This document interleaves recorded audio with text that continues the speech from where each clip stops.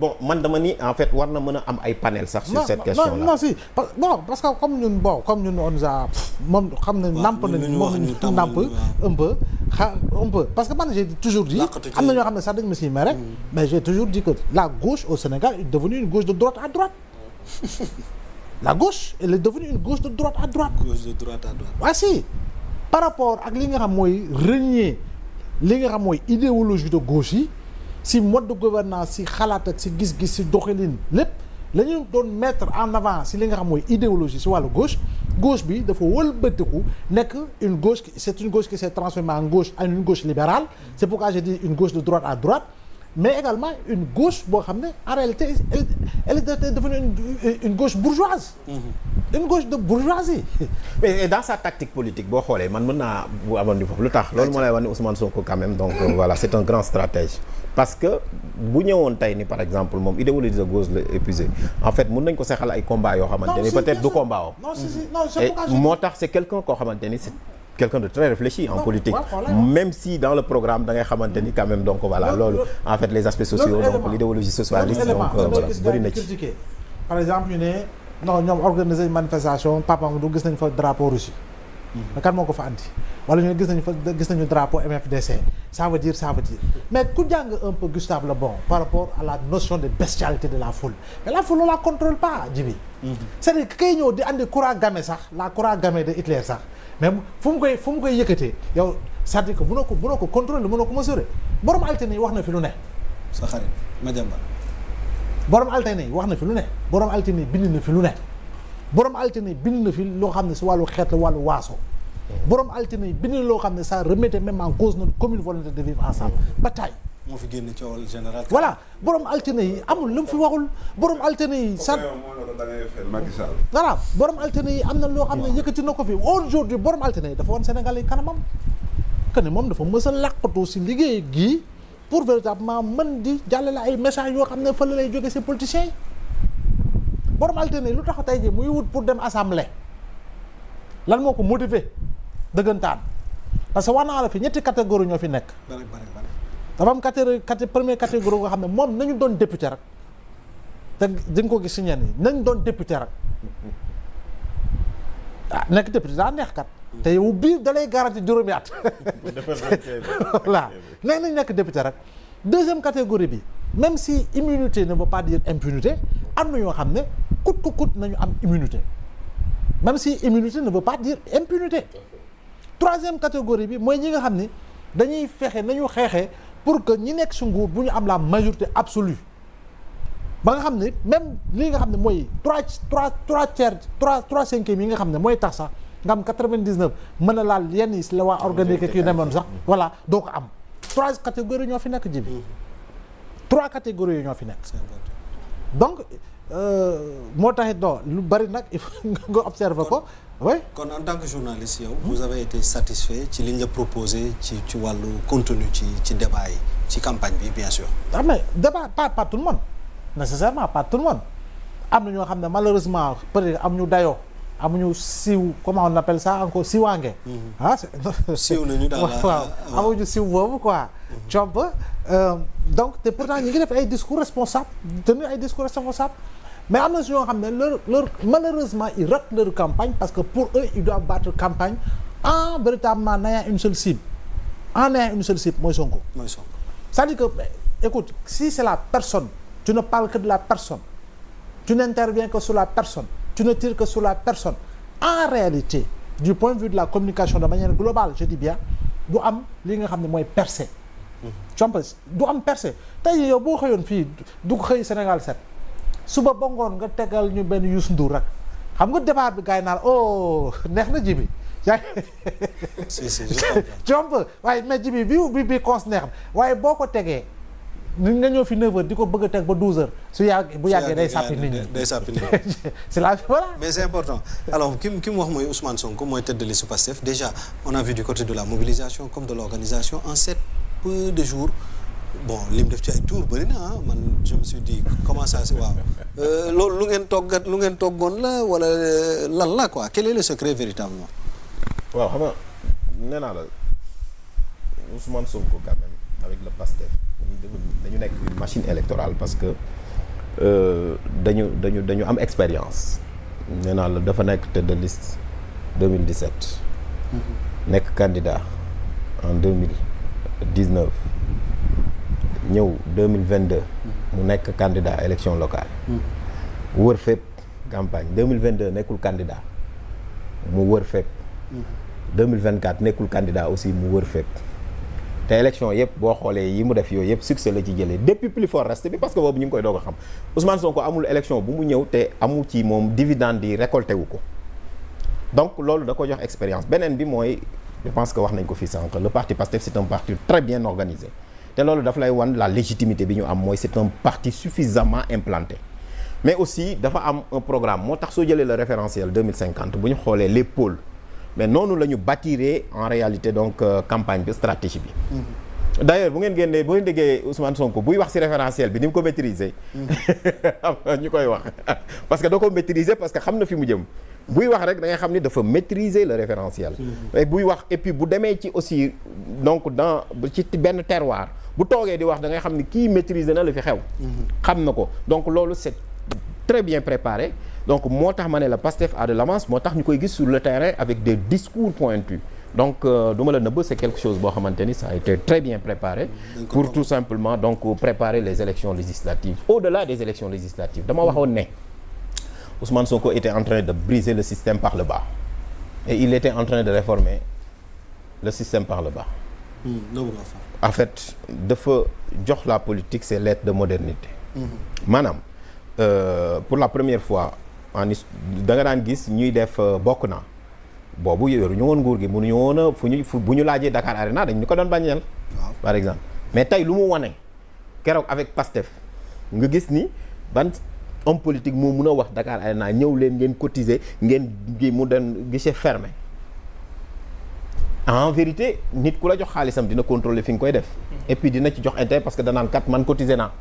te Sénégalais bu cotisé danaan man lii kat sama mbir la. sama yëf la donc day indi li ñu tuddee la démocratie délibérative. ñu raison valon di wax c'est-à-dire maintenant donc citoyen bi donc processus bi dootul doon un processus vertical mais dafay doon un processus horizontal. et puis ku nekk gis ci boppam loolu moo tax il draine les foules boo xoolee fu mu génn c'est la force d'attraction et puis defoon na ko 2022 mais cette fois-ci c'est mieux organisé. léegi nag loolu nag da lay wan ni Pastef aussi wax naa la ni la c'est un parti politique boo xamante ni mënul fonctionner comme une entreprise mënul fonctionner comme des entreprises lu tax parce que man bi may wax de l'improbable renouveau des partis politiques même ñoom bi ñu may nommé même à la haute autorité c'est ça parce que j'ai tellement écrit sur les partis politiques mais da ngay gis ni parti politique boo xamante ni la même bu nit ñi amee ambition sax këral yi am décision bu amee ñu xool ku nekk da nga ciy tënku parce que da nga naan c'est la démocratie qui a parlé kenn du ne dañ ma néewal doole kenn du la ni donc bu président Ousmane Sonko ñëwee gisuma ko mais da ngay gis par exemple Ousmane Sonko bu demee ci benn gox-goxaat nit ñi dañuy taxaw ni ko mais telle chose wala mu dem wala mu préparé wu waxaat lu mu waxoon ni leen waxoon naa leen lii bi mu fi ñëwee 2022 mais maa ngi koy rappelé waat ni bu ñu jëlee nguur gi lii la ñuy def et cetera tey par exemple mi ngi dem Kédougou mais keroog démb bi mu demee Kolda même Ziguinchor gi mu dëkk bi mu demee mais c'est normal qu'il parle de la Casamance. est-ce que yéen imaginez ngeen le président Ousmane Sonko moom mu ñëw ba Casamance te waxul sur la question de la paix waxul par exemple n'est-ce pas les gens de MFDC mënuñoo ñëw génn n'est-ce pas dans le maquis pour rejoindre n'est-ce pas mais loolu on l'a toujours fait ici au Sénégal n'est-ce pas pour inciter les gens à ce que n'est-ce pas ñu ñëw vers la République loolu moi je pense que mooy cëram te moom la wax. non dañuy très bien maanaam dañ koy liñ ko daan wax lañ koy waxaat. maanaam waaw rebelle la waxu ci. donc mu ñëwaat wax ci ñu bëgg ko kii mooy lu Youssou Ndour waxoon soo waxee lii ñu ne la nga wax lee ñu ne la lële. mais ci biir wax ji doogu mën a dem am na ci wax boo xamante ne ni bu am solo la te sa qualité juriste sax mooy tax ma la koy laaj mooy ci wàllu amnistie loi d'amnistie. boobu tamit ba mu ko waxee bërki démb ak tey jii nii donc ñu bëri ñu ngi koy tàccu lu war a mën a nekk la ak wan yoon la ñuy jaar itam. non loxo moom loi loxo koy defar loxo koy dindi. Assemblée nationale par parallélisme des formes loi bu assemblée jël boo koy dindiwaat assemblée ngay jaar pour abroger ko en droit c'est le parallélisme des formes loi fii assemblée moo koy tëgg moo koy wote fa lay mën a jóge assemblée nationale moo koy mën a abroger. d'accord moo koy mën a abroger. alors ci wàllu amnistie bi loi d'amnistie bi loo xaarandi woon la en tant que juriste ñu tëbal ko. en tout cas moi je suis de ceux qui pensent que à partir du moment où ñu am une majorité confortable à l'Assemblée nationale, la première des choses à faire war na mën a bokk ñu abroger li nga xam ne moom mooy loi d'amnistie bi, et je crois que y a pas de quoi à ce niveau-là, comme ni ko professeur rappelé, en vertu du principe du parallélisme des formes, ce qu'une loi a fait, une loi peut la défaire. Ce qu'un décret a fait, un décret peut le défaire. Donc loolu nekkul lenn loo xamante ne ni lu opaque la pour ce régime-là. Et je crois que abroger même loi d'amnistie bi dina contribuer en tout cas à rendre justice à ces familles yi nga xamante ne ni ñu ngi continuer di faire le deuil. Parce que il ne faut pas perdre de vue ji bi que pour que ñi mën a accéder au pouvoir, il va falloir que ay nit ñoo xamante ne tey ji danoo rayante ba tombé ci li nga xamante ne tey ji moom mooy champ de bataille ni leen yàlla yërëm. Donc mémoire ñooñu nga xamante ne tey jii nii rayoon nañ seen bopp ci projet bi pour que projet bi tey jii nii mën a aboutir,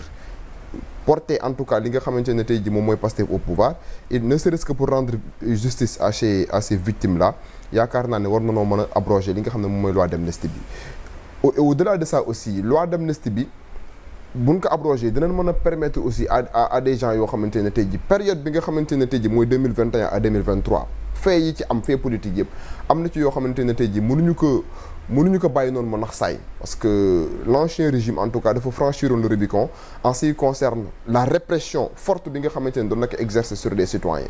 des personnes yoo xamante ne ni non identifiées di infiltrer li nga xamante ne moom mooy les forces de l'ordre, ñuy gis ay nit ñuy ñàkk seen bakkan dans des conditions horribles, dans des conditions très exécrables. Je crois que donc loolu warul mën a nekk lenn loo xamante ne tey jii dañ koy oublier bàyyi ko noonu, parce que la loi amnistie day provenir du latin amnestia qui signifie oublier. Donc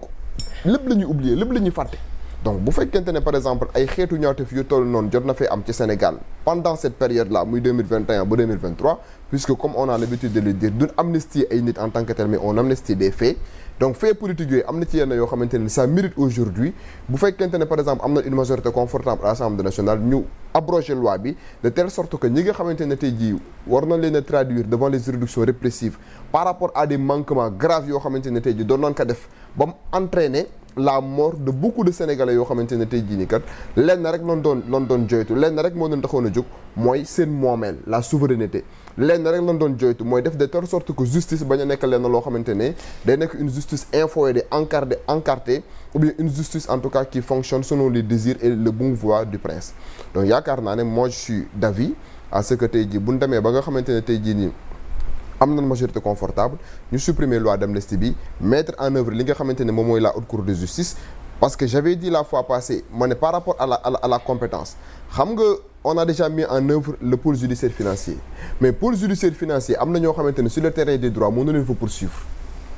parce que infraction yi nga leen toppee bu fekkee ay infraction yoo xam ñoom dañ ko commettre dans l'exercice de leur fonction, parfois mën nañu retrancher wu derrière la disposition constitutionnelle à travers l'article 101 de la Constitution bi prévoir la haute cour de justice pour wax ne ñoom ils sont justiciables que devant la haute cour de justice. Donc pôle judiciaire financier bi am na solo, am na njëriñ, mais tey jii bu ñu demoon ba foofu am na ñoo xamante ne dinañ soulever ay exceptions de compétence pour démontrer ne constitution kat wax na ne ñoom am na beneen cour spéciale boo xamante ne ñoom fa la leen war a juger. Donc bokk na aussi ci li nga xamante ne tey jii bu ñu ko mettre en œuvre dina mën a permettre ñi nga xamante ne ñu ngi leen di poursuivre pour des délinquances économiques et financières ñu mën leen a topp devant la haute cour de justice. L'ancien président de la République bu fekkente ne par exemple jàpp nañ ne defoon na ay manquements graves par rapport ak li nga xamante ne tey jii ni moom mooy obligation, parce que aussi je tiens à rappeler que dañuy wax ne le président de la République il n'est pénalement responsable que pour haute trahison. Ça veut dire que dans l'exercice de ses fonctions bépp xeetu ñaate boo xamante ne def na ko mën na ko ci poursuivre sauf pour haute trahison.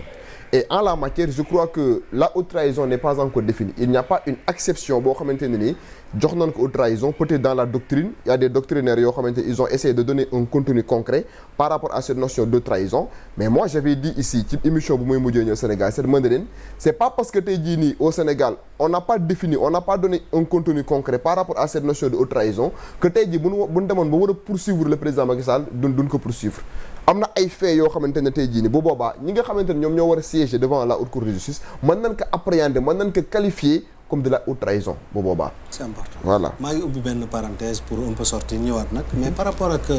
fan la ñu teg monsieur Mboup ministre bi bu nekkee ministre ba noppi balaa ñu koy topp faaw ñu am fu ñu jaar pour ñëw ci haute cour de justice. waaw xam nga bi ñu koy teg c'était pas pour le ministre mais c'était pour protéger la fonction. Tout à fait. fonction bi lañ doon protéger. Voilà. Mais pas la personne. Voilà, pas la personne. Très bien. On parle de ça. Parce qu'on sait que donc le ministre c'est une autorité gouvernementale.